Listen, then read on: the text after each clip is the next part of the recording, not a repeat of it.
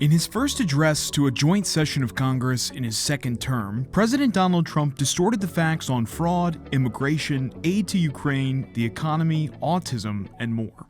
Many more have been found out and exposed and swiftly terminated by a group of very intelligent, mostly young people, headed up by Elon, and we appreciate it. We found hundreds of billions of dollars of fraud. Trump claimed that the Department of Government Efficiency, or DOGE, has, quote, found hundreds of billions of dollars of fraud, unquote. However, when Trump spoke, the DOGE website stated that the department has only generated $105 billion in savings and only purported to provide evidence to support $19.8 billion of that total. It's unclear how much, if any, of that is related to fraud. 3.5 million people from ages 140 to 149, and money is being paid to many of them. The president read data purportedly showing that millions of dead individuals were incorrectly labeled as alive in the Social Security database and misleadingly claimed that, quote, money is being paid to many of them, unquote. Social Security Administration internal audits show that the number of dead recipients still being sent benefits is likely in the thousands, not the millions. And we've spent perhaps $350 billion like taking candy from a baby. That's what happened. And they've spent $100 billion.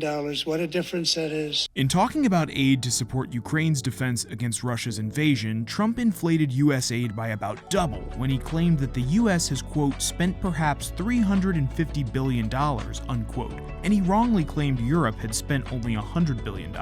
Per the Kiel Institute for the World Economy, as of December 31st, Europe has allocated about $19 billion more than the U.S. since the conflict began. As you know, we inherited from the last administration an economic catastrophe and an inflation nightmare. Trump exaggerated when he claimed to have, quote, inherited an economic catastrophe and an inflation nightmare, unquote, from his predecessor. As we wrote in January, Trump inherited a, quote, resilient economy that has grown by at least 2.5% every year since he left office in early 2021, unquote, as well as a, quote, post-pandemic jobs boom that has driven the unemployment rate well below the historical norm, unquote. We also noted that inflation, quote, has come down significantly, unquote. Most recently, the Consumer Price Index increased 3% for the 12-month period ending in January. We suffered the worst inflation in 48 years, but perhaps even in the history of our country. They're not sure. He also wrongly said that inflation was perhaps the worst in history under President Joe Biden. Per the Bureau of Labor Statistics, the annual inflation rate of 9.1% in June 2022 was, quote, the largest 12-month change since the period ending November 1981, unquote. Not in history, as Trump said. He also ignored the impact of the COVID-19 pandemic while claiming that the Biden administration drove up prices. As an example, not long ago, and you can't even believe these numbers, 1 in 10,000 children had autism, 1 in 10,000, and now it's 1 in 36. There's something wrong, 1 in 36, think of that. Trump misleadingly claimed that, quote, not long ago, unquote, just 1 in 10,000 children had autism. That number is decades old and isn't directly comparable to today's figure of 1 in 36. Some studies in the 1960s and 70s estimated autism affected about 1 to 5 in 10,000 kids, but these studies used a much more stringent definition of autism. Awareness and recognition of autism has also dramatically improved since then. And closed more than 100 power plants. We are opening up many of those power plants right now. He misleadingly said Biden's administration had, quote, closed more than 100 power plants, unquote. The number of power plants fueled by coal decreased by 57 plants, from 284 in 2020 to 227 in 2023. Plants powered by petroleum and other fossil gas also declined by 23 plants. But according to the Department of Energy, the total number of electric power plants increased by 2,187 from 2020 to 2023. But now we have the technology. It's incredible, actually. And other places they have it. Israel has it. Other places have it. And the United States should have it too. Right, Tim, right? While talking about building up America's military might, Trump claimed that, quote, now we have the technology, unquote, for an air defense system to protect the US like Israel's Iron Dome. But that technology has not been developed yet, and weapons experts question its feasibility for protecting the entire US.